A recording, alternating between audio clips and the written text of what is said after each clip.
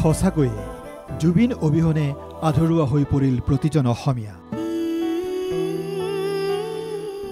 অসহায় হৈ পৰিছে প্ৰতিজন জুবিন প্ৰেমী। প্ৰতিটো মুহূৰ্ততে অভাৱ অনুভৱ কৰিছে প্ৰিয় শিল্পীক। কোনেও কেতিয়াও নভবা এটা ঘটনা ঘটি গ'ল হঠাতে। জুবিন গাৰ্গ অবিহনে প্ৰতিজন অসমীয়াই পাৰ কৰিলে 23টাকৈ দিন।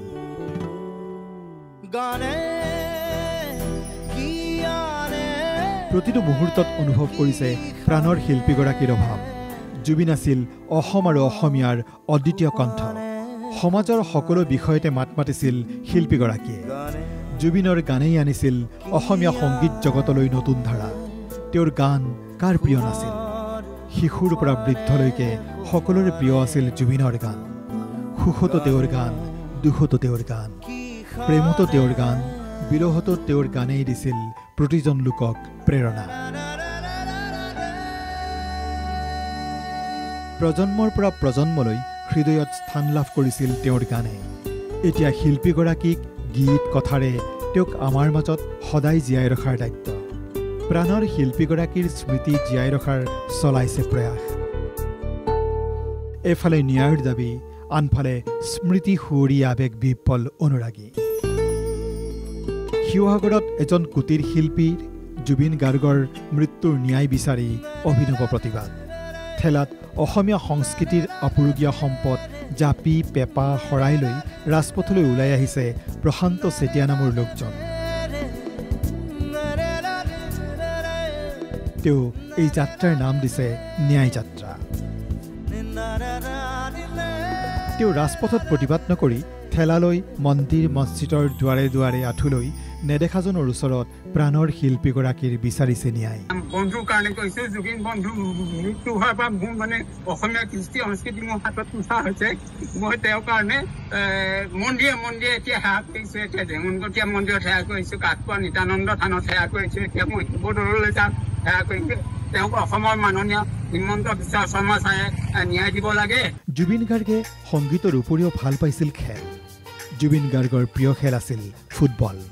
প্ৰাণৰ শিল্পীগৰাকী স্মৃতি সজীৱ কৰি ৰাখিবলৈ চিপাঝাৰত আয়োজন কৰা হয় ফুটবল প্ৰতিযোগিতা।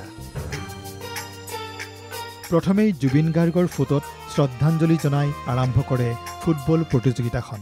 অসমীয়াৰ হিয়াৰ আমঠু জাতিৰ স্পন্দন প্ৰয়াত শিল্পী জুবিন গাৰ্গৰ নামত উৎসৰ্গা কৰা হৈছে। আৰু ইতিমধ্যে এটা সিদ্ধান্তও গ্ৰহণ কৰা হৈছে, আজিৰ পৰা ইয়াৰ পিছত এই স্থানীয় ঘিলাগুৰি খেলপথাৰখন জুবিন গাৰ্গ খেলপথাৰ ঘিলাগুৰি হিচাপে নামাকৰণ কৰা হ'ব। ইফালে জুবিন গাৰ্গৰ মায়াবিনী গীতেৰে অসম সাহিত্য সভাৰ 2025-27 বৰ্ষৰ তৃতীয় পূৰ্ণাংগ কাৰ্যনিৰ্বাহক অধিৱেশনৰ শুভাৰম্ভ কৰে শিলচৰত।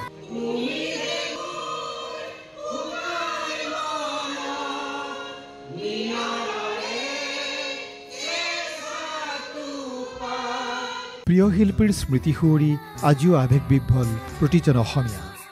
লখিমপুৰৰ নাওবৈচাত অসম জাতীয়তাবাদী যুৱ ছাত্ৰ পৰিষদৰ উদ্যোগত 30টা জাতি জনজাতি সংগঠনৰ সহযোগত আয়োজন ৰাজহুৱা আদ্যশ্ৰাদ্ধৰ। লগতে জুবিন গাৰ্গৰ ন্যায়ৰ দাবীত গ্ৰহণ কৰা হয় ৰাজহুৱা স্বাক্ষৰ। সকলোৰে এটাই দাবী, জুবিন দাই উচিত ন্যায় পাবই লাগিব। কাকো খাতিৰ নকৰা মানুহজন মৃত্যু হ'ল নে অপমৃত্যু হ'ল, এই কথাটো জানিবলৈকে সমগ্ৰ অসমবাসীয়ে খাতিৰ কৰিছে এতিয়া চৰকাৰৰ ওচৰত, প্ৰশাসনৰ ওচৰত। কিন্তু আজিলৈকে ন্যায় দিয়াৰ ক্ষেত্ৰত, ক্ষিপ্ৰভাৱে ন্যায় দিয়াৰ ক্ষেত্ৰত চৰকাৰ তথা প্ৰশাসন ব্যৰ্থ হৈছে। বি বৰুৱা মহাবিদ্যালয়তো জুবিন গাৰ্গৰ স্মৃতিচাৰণ অনুষ্ঠানৰ আয়োজন। স্মৃতিচাৰণ সভা উপলক্ষে জুবিন গাৰ্গৰ গীতৰ শ্ৰব্য কেছেটৰ প্ৰদৰ্শনী। কলিয়াবৰৰ চিন্ময়জ্যোতি শইকীয়া নামৰ এজন যুৱকে সংগ্ৰহ কৰা জুবিন গাৰ্গৰ গীতৰ প্ৰায় 300 কেছেট প্ৰদৰ্শন কৰা হয় অনুষ্ঠানত।